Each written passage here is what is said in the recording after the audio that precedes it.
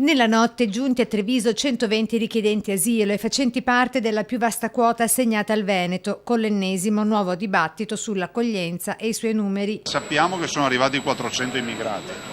Se la statistica sarà rispettata, 2/3 non saranno profughi e quindi vorrà dire che gran parte di questi non avevano titolo di arrivare a chiedere lo status di rifugiato. Numeri nel frattempo che vengono drammaticamente confermati dal sindacato di polizia COISP Treviso.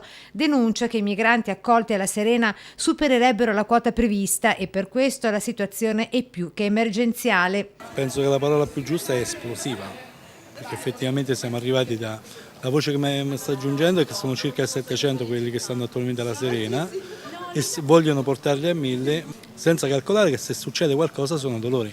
Cioè non c'è proprio il personale per intervenire, perché 1000 persone se arriveranno a 1000, già 700, e si ribellano. Ma dove prendiamo gli uomini per cercare di bloccare un servizio d'ordine pubblico? Di fatto nel momento in cui si parla di queste cifre importanti alla Serena cambierebbe qualcosa, resterebbe tutto così com'è? Raggiungendo una cifra diventerebbe un CARA, un centro accoglienza richiedenti asilo.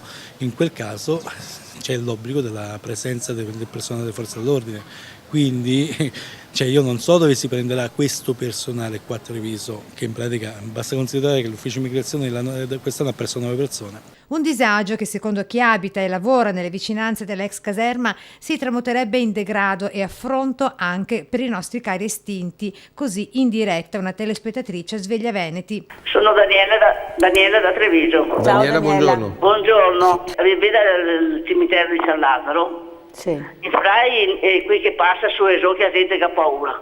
Sì.